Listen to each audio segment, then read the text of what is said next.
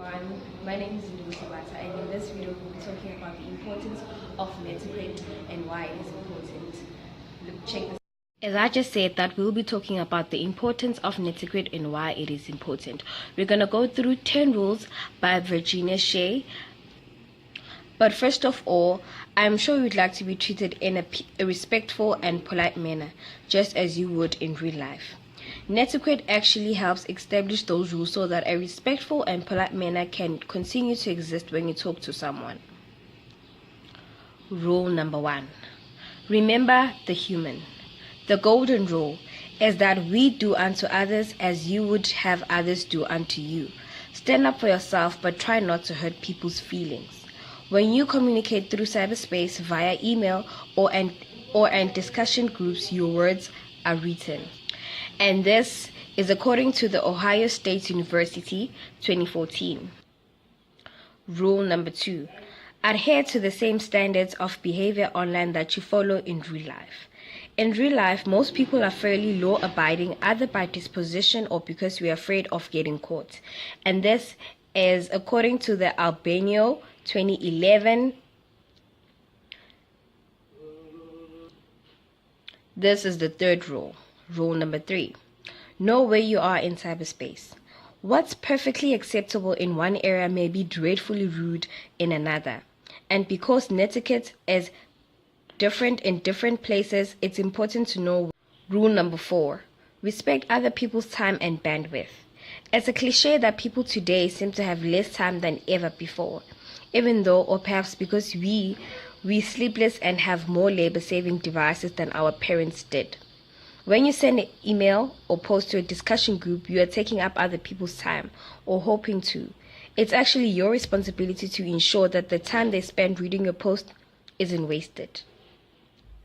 And this is also according to the Albano 2011.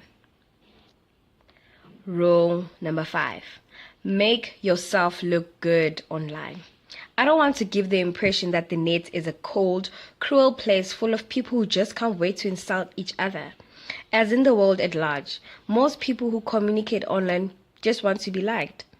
You will be judged by the quality of your writing. For most people who choose to communicate online, well, this is an advantage. If they didn't enjoy using the written word, they wouldn't be there. So spelling and grammar do count. Rule number 6. Share expert knowledge. Offer answers and help others where you can. It's especially polite to share the results of a question with others. If you're an expert yourself, there's even more you can do. Rule number 7. Help keep flame wars under control. Flaming is what people do when they express a strongly held opinion without holding back any emotion. Does netiquette forbid flaming? Not at all. Flaming is a long-standing network tradition. Flames can be lots of fun, both to ride and to read. Rule number 8. Respect other people's privacy. Of course, you would never dream of going through your colleagues' desk drawers, so naturally you wouldn't read their email either. Unfortunately, a lot of people would. This topic actually rates a separate section. For now, here's a cautionary tale. Rule number 9. Don't abuse your power. Knowing more than others or having more power than they do does not give you the right to take advantage of them. The more power you have, the more important it is how you use it. And this is the last rule. Rule number 10. Be forgiving of other people's mistakes. Everyone was once a network newbie once. So when someone makes a mistake, whether it's spelling error or a spelling flame, a stupid question or unnecessary long answer, just be kind about it. Having good manners yourself doesn't give you license to correct everyone else. If you do decide to inform someone of a mistake, point it out politely. And those are the 10 rules by Virginia Shea.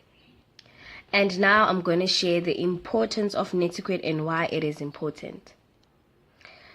Netiquette is important because online communication is typically nonverbal, which means that it is very easy to misinterpret what somebody else is saying. Most formal communication occurs with the business.